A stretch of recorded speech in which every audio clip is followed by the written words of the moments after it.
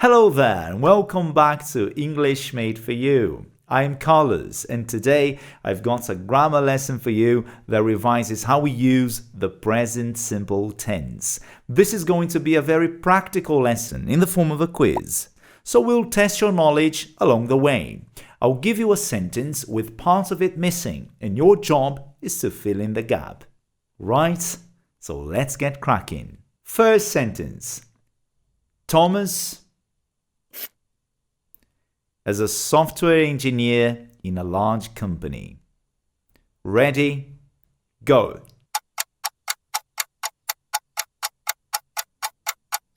And the answer is works. We add S to the infinitive of regular verbs when the subject is he, she, or it. So work becomes works. I work as a teacher. She works as a doctor. I travel. He travels. I drink. She drinks. All right, moving on. Number 2. Mary any instruments, but she sings very well. Ready? Go. And the answer is doesn't play. To make the negative form with he, she, or it, we use does not or the short form doesn't, followed by the base form of the verb. For example, Jimmy likes tea. He doesn't drink coffee. She doesn't travel much. Notice that the main verb stays the same after doesn't in its base form. She doesn't travel much. No S here. Next sentence, number 3. Matthew and Mike, they're biking town because the roads are too busy. Ready? Go.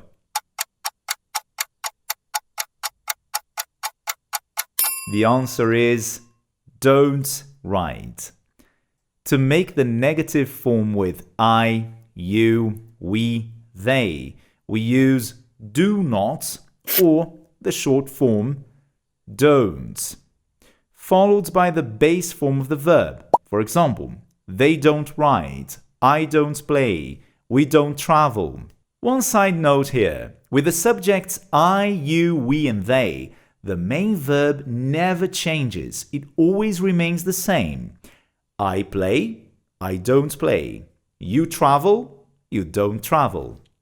Moving on to number 4. What time you usually work in the morning? Ready? Give it a try.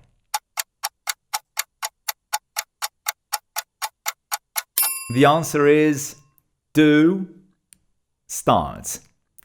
Remember, to make questions in the present simple with the subjects I, you, we, and they, we use the auxiliary verb do plus a subject plus base verb. For example, do you enjoy your job?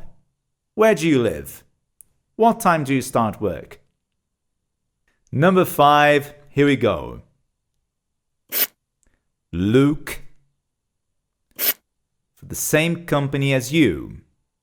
Take a moment and give it a go.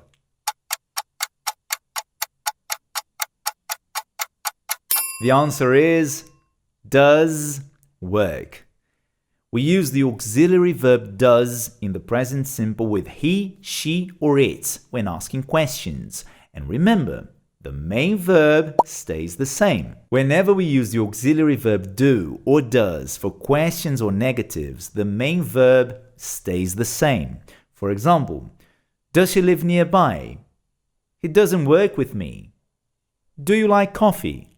Coming up, number 6. Sarah, a lot. She works full time and she looks after her 3 young children. Ready? You go. And the answer is does. When we make the affirmative form with he, she, or it, and the verb ends in o, s, x, ch, or sh, we add es to the base verb. So in this case, do becomes does. I do a lot, you do a lot, she does a lot, he does a lot. He goes to the gym. I go, he goes. Now coming up, number 7. He's always so lazy. He... anything to help. Ready? Go. The answer is doesn't do. And this is an interesting one. We use the verb do in 2 ways here. First, as an auxiliary, doesn't, and second, as the main verb, do. In other words, the verb do needs itself as an auxiliary when asking questions or making negatives. Other examples. I don't do much in the evenings. She doesn't do a lot at the weekends. What do you do in your free time? Next, number 8. Helen is a very loving and protective mother, but sometimes she... too much about her children, even when they are perfectly fine. Ready? Have a go.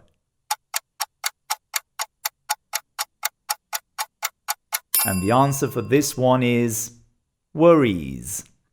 When a verb ends in a consonant plus y, like worry, we change the y to I and add es for he, she, or it. For example, I worry about my exams. She worries about everything. He carries all the shopping bags. Number 9, we're almost there, and this one's got a little twist. My neighbor is really into animals. He... 3 dogs, 2 parrots, and even a snake. Ready? Give us the answer. The answer is has. The verb have has its own form for he, she, or it. It becomes has. I have a bike. She has a lovely garden. He has a strange collection of hats. Finally, number 10, and this is our last one. Well done to you if you've made it here. Do you go to the dentist? I usually go once a year. Ready? Go.